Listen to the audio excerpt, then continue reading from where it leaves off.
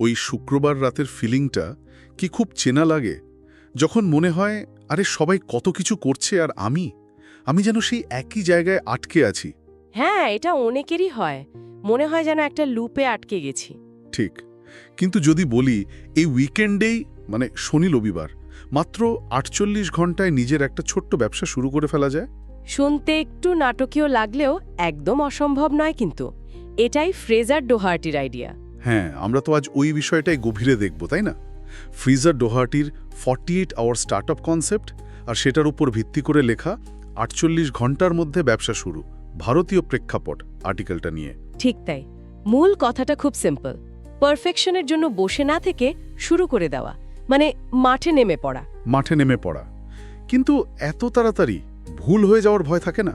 মানে ভালো করে প্ল্যান না করে? ভুল তো হতেই পারে। দেখুন, ব্যবসার জগতে বিশেষ করে শুরুতে দেরি করাটা মানে সেটাই সবচেয়ে বড় ভুল। পারফেক্ট প্ল্যান বলে কিছু হয় না আসলে। আচ্ছা, এটাকে একটা টি-20 ম্যাচের মতো ভাবুন না। প্রথম বলেই ছক্কা মারতে হবে এমন নয়, কিন্তু রানটা চালু রাখতে হবে। স্পিডটা দরকার। ইন্টারেস্টিং। মানে গ্রাহকদের থেকে ফিডব্যাক নেওয়া, সেটাই আসল। একদম। কাস্টমার কি বলছে সেটা শুনে বড়র সাথে নিজেকে বদলানো। পারফেকশন তো পরে আসবেই, কিন্তু শুরুতেই ওটার পিছনে ছুটলে আসল সুযোগটাই হাতছাড়া হয়ে যেতে পারে। বুঝলাম, বেশ ভালো পয়েন্ট। আচ্ছা, তাহলে ধরা যাক শনিবার সকাল ঘুম থেকে উঠেছি, কি করব? প্রথম কাজ তো আইডিয়া ঠিক করা। হ্যাঁ, আইডিয়া। ফ্রেজার ডোহার্টির একটা মজার টেকনিক আছে, 3 list idea sprint. 3 list idea sprint, সেটা কি রকম? খুব সহজ। 3টে লিস্ট বানাতে হবে। 1 নম্বর আপনার প্যাশন, মানে কি করতে আপনার নিজে থেকেই ভালো লাগে। প্যাশন, আচ্ছা। 2 নম্বর আপনার স্কিল, মানে কোন জিনিসে আপনি দক্ষ, কি আপনি ভালো পারেন। স্কিল, ওকে। আর 3 নম্বর? 3 নম্বর হলো আপনার চারপাশে কি সমস্যা দেখছেন বা মার্কেটে কি চাহিদা আছে, লোকজন কি নিয়ে অসুবিধায় পড়ছে। ওহ আচ্ছা, প্যাশন, স্কিল আর সমস্যা, এই তিনটের মানে কম্বিনেশন থেকে আইডিয়া বের করা। ঠিক ধরেছেন। এই 3টের সংযোগস্থলেই কিন্তু দারুণ সব ব্যবসার আইডিয়া লুকিয়ে থাকে। ধরুন, আপনার ছবি আঁকতে ভালো লাগে, মানে প্যাশন। আপনি হয়তো গ্রাফিক ডিজাইনিং এর কাজটা পারেন, মানে স্কিল। আর আপনি দেখছেন আপনার এলাকার ছোট দোকানদাররা ভালো লোগো বা ব্যানার পাচ্ছে না কম খরচে, এটা একটা সমস্যা। তাহলে এই 3টে মিলিয়ে আপনি একটা বেসিক গ্রাফিক ডিজাইন সার্ভিস চালু করতে পারেন। হয়তো শুধু লোগো ডিজাইন দিয়ে শুরু করলেন, ৪৮ ঘন্টায় এটা করা সম্ভব। বাহ, দারুণ উদাহরণ। অথবা ধরুন কেউ ভিডিও এডিটিং পারে। হ্যাঁ, ভিডিও এডিটিং স্কিল আছে, আর দেখছে ছাত্রছাত্রীরা ধরা যাক নিট পরীক্ষার বায়োলজি বুঝতে হিমশিম খাচ্ছে। এটা তো বিরাট সমস্যা। তো সে কি করতে পারে? বায়োলজির কঠিন টপিকগুলো নিয়ে ছোট ছোট সহজবোধ্য ভিডিও বানিয়ে একটা ছোট্ট অনলাইন কোর্স লঞ্চ করে দিতে পারে। হয়তো শুধু প্রথম কয়েকটা টপিক দিয়ে শুরু করলো। মানে এখানে ফোকাসটা হলো আইডিয়াটা যেন ৪৮ ঘন্টায় শুরু করা যায়, বিশাল কিছু না হলেও চলবে। একদম।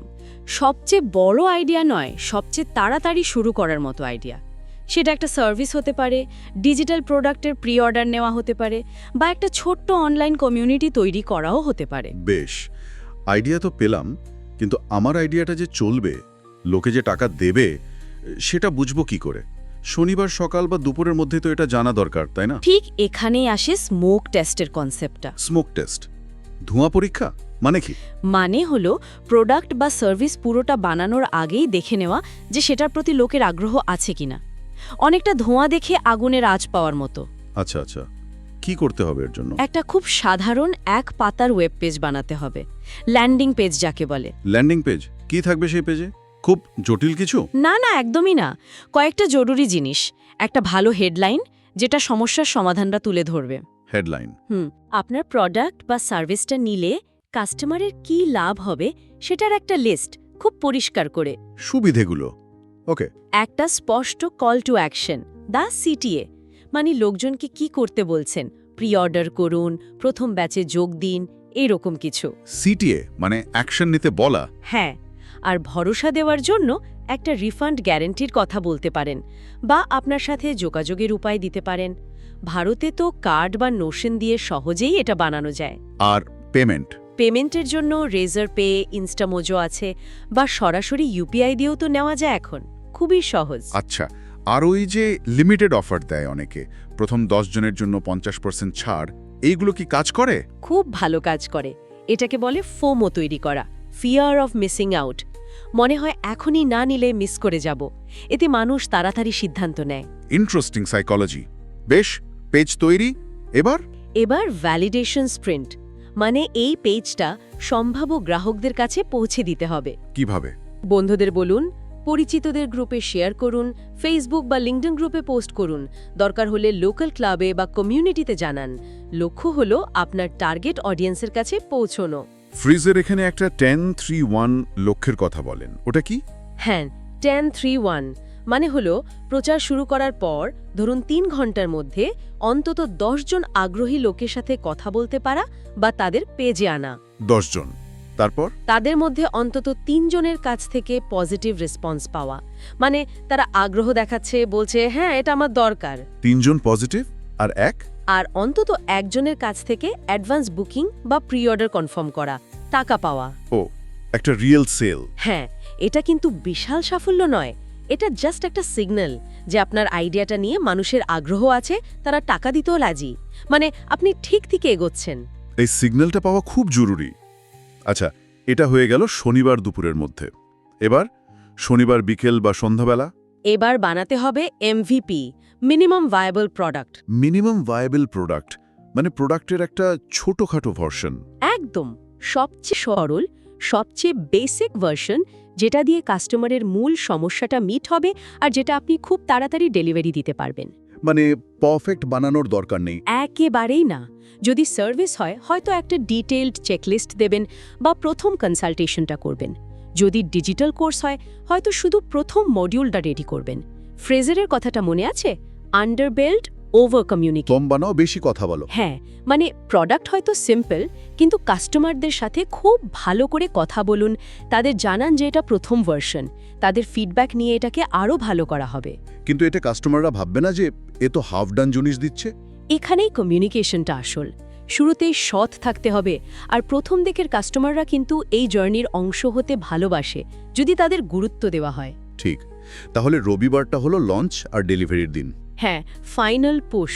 Social media, direct message, email, যেভাবে পারেন আপনার প্রথম কাস্টমারদের কাছে পৌঁছন, আর যা প্রমিস করেছেন সেটা টাইমলি ডেলিভারি দিন। এই প্রথম কাস্টমাররা তো খুব ইম্পর্ট্যান্ট, তাই না? তারাই তো আপনার ফাউন্ডেশন। তাদের বিশ্বাস জেতা, তাদের কথা শোনা, এটাই সবচেয়ে জরুরি। তাদের ফিডব্যাক নিয়ে দরকার হলে ল্যান্ডিং পেজের হেডলাইন পাল্টান, দামটা একটু অ্যাডজাস্ট করুন বা অফারটা অন্যভাবে সাজান। এই যে বর্ষাতে শেখা আর বদলানো, এটাই এই 48 ঘন্টার ম্যাজিক। পুরো ব্যাপারটা একটা সাইকেলের মতো। আইডিয়া, টেস্ট, ফিডব্যাক, ইমপ্রুভমেন্ট, আবার। ঠিক। আর ভারতীয় প্রেক্ষাপটে এর প্রচুর সুযোগ। ভাবুন, কেউ হয়তো বয়স্কদের জন্য বাড়িতে রান্না করা খাবার পৌঁছে দেওয়ার কথা ভাবছে। হ্যাঁ, এটা তো অনেকেরই দরকার। সে 48 ঘন্টায় হয়তো পুরো শহরের জন্য নয়, শুধু নিজের পাড়ার কয়েকটা ফ্ল্যাটের জন্য প্রি অর্ডার নিয়ে শুরু করতেই পারে। ইউপিআই দিয়ে পেমেন্ট নিল আর রবিবার লাঞ্চটা ডেলিভারি দিল। বা ধরুন কলেজের ফাইনাল ইয়ারের স্টুডেন্টসদের প্লেসমেন্ট ইন্টারভিউর প্র্যাকটিস করানো, মক ইন্টারভিউ সেশন। একদম। হয়তো শুধু 2-3 জনের জন্য একটা সেশন দিয়ে শুরু করলো, খুব ফোকাসড, খুব সিম্পল। আসল কথাটা তাহলে হলো গতি, বসে না থেকে কিছু একটা করা। গতি, পরীক্ষা করা, কাস্টমারের কথা শোনা আর খুব সহজভাবে শুরু করা। পারফেকশনের চিন্তা মাথা থেকে বের করে প্রথম স্টেপটা নেওয়া। এই 48 ঘন্টার স্প্রিন্ট হয়তো রাতারাতি কাউকে বিরাট ধনু বানাবে না, কিন্তু এটা ব্যবসার আসল স্বাদটা দেবে, আর সবচেয়ে বড় যে ভয়টা থাকে শুরু করার ভয়, সেটা কাটিয়ে দেবে। তাহলে বটম লাইন হলো আইডিয়া নিয়ে শুধু ভাবলে হবে না, খুব তাড়াতাড়ি কম রিস্কে সেটাকে রিয়েল ওয়ার্ল্ডে টেস্ট করতে হবে, কাস্টমারদের থেকে শিখতে হবে আর দরকার মতো পিভট করতে হবে, মানে রাস্তা বদলাতে হবে। একদম। কে বলতে পারে এই উইকেন্ডেই হয়তো আপনার নিজের ব্যবসার প্রথম ইটটা গাঁথা হয়ে যেতে পারে। সত্যি দারুণ ইন্সপায়ারিং। আর একটা কথা ভাবার জন্য রেখে যাই, এই পুরো চেষ্টায় যদি প্রথমবারে সফল নাও হন, যদি 10-3-1 টার্গেট পূরণ না হয়, তাহলেও কিন্তু আপনি ব্যর্থ নন। এই 48 ঘন্টার দৌড় থেকে আপনি যা শিখবেন, যে অভিজ্ঞতাটা হবে, সেটাই হয়তো আপনার পরের আইডিয়াটাকে সফল করার চাবিকাঠি হয়ে উঠবে। আসল প্রশ্ন হলো, আপনি কি শুরু করার জন্য তৈরি? এই ঝুঁকিটা নিতে রাজি? এই ভিডিওটি দেখার জন্য আপনাকে অসংখ্য ধন্যবাদ। এরকম আরও ভিডিও পেতে আমাদের চ্যানেলটি সাবস্ক্রাইব করতে ভুলবেন না।